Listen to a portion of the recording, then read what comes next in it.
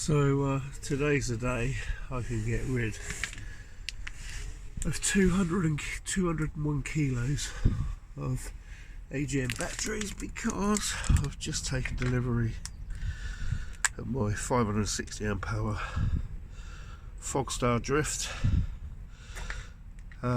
which will give me more usable power than all three of those, and it weighs 50 kilos.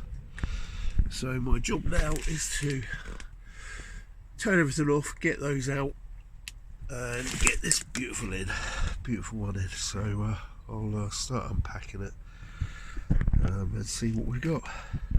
So I'll just cut the sofa tape off and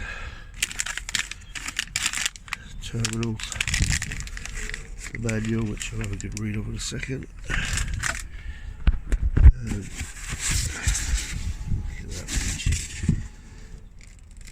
right, I'll get that out and I'll catch up with you in a bit. So I've got it located in there now.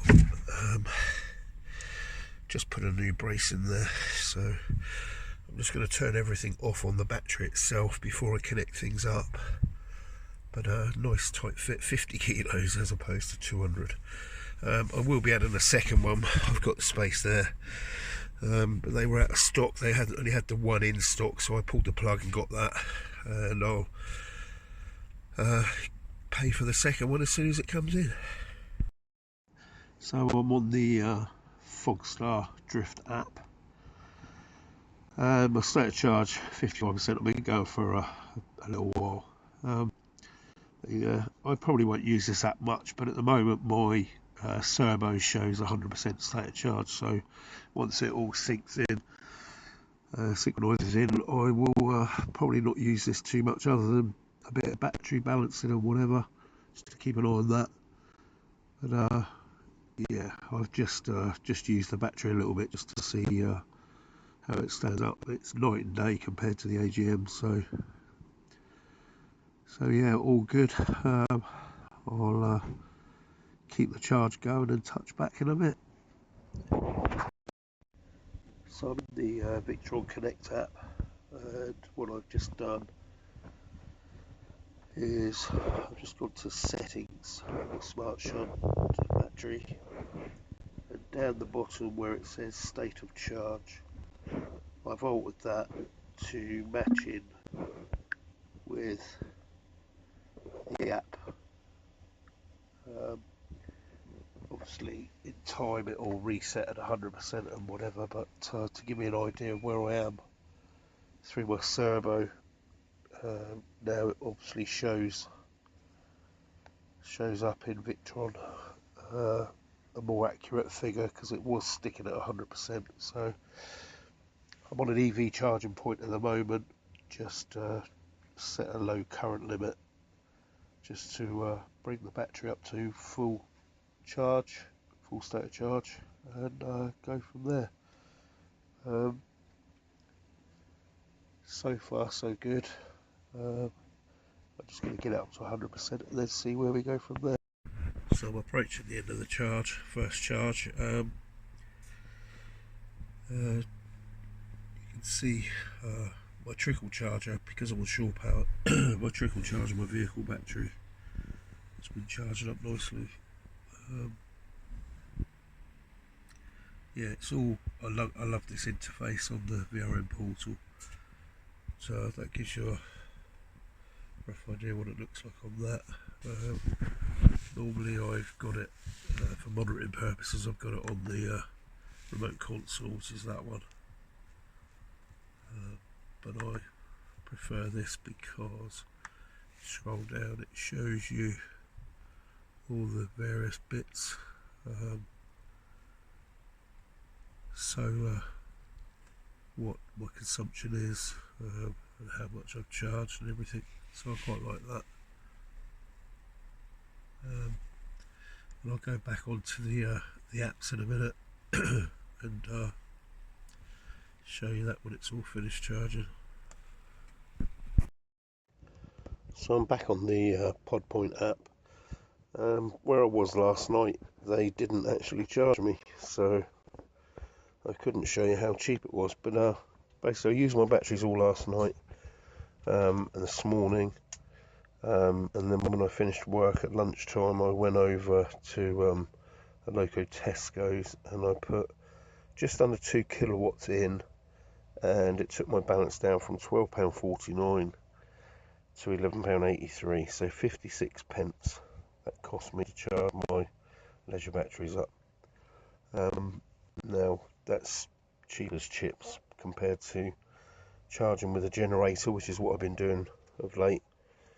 So since I got my EV charger lead, that's been a godsend. Now I just wanted to go back into the Fogstar app. Obviously I've used probably 80 odd amp hours since charging up earlier today, but this is what I wanted to show. So I've got 8 cells making up my 560 amp hour battery. It's a 4S2P, and that means it's got 2 batteries in parallel to make up 3.2 volts, and then 4 bunches of 2 in series to make the 12.8 nominal voltage, which equates to 13.8 when it's fully charged. Now you can see that those cells are well balanced, which is one of the plus points of using this Fogstar Drift battery. I went through all the options, wasn't sure which one to get. Because I'm getting 2, I didn't need to need to go for the Pro. There are a few little bits and pieces, but to make it cost effective, bear in mind you're talking well over £1,000 for these batteries on their own. To make it cost effective, for me personally, it was better to go for 2 of the 560 amp drifts, because together combined, when they're both in, that will give me a 400 amp discharge with 200 amp charge, so more than enough. Now there's a useful feature in this app, which I used when I was connecting the battery. So if you look down the bottom of the screen, there's a charging and discharging toggle. So I turned both of those off, which meant that if I did accidentally cause arcing, then it would have it could have been nasty, but with those 2 turned off, it wasn't an issue. So quite a useful feature, pointed out to me before I actually connected it. So a decent part of this app. But yeah, all in all, I'm very pleased with the upgrade. I'd recommend it to anyone who's running AGMs. The difference is night and day. By now my AGMs probably wouldn't run my coffee machine at this sort of state of charge, but these are just not faulted. So yeah, a very worthwhile upgrade. And now it's not as expensive as it was when I first started looking at it, so it's a no-brainer now to be Lithium. But that's the end of this video. Hope you've picked up enough information to help should you ever want to do an upgrade, and I'll catch you on the next video.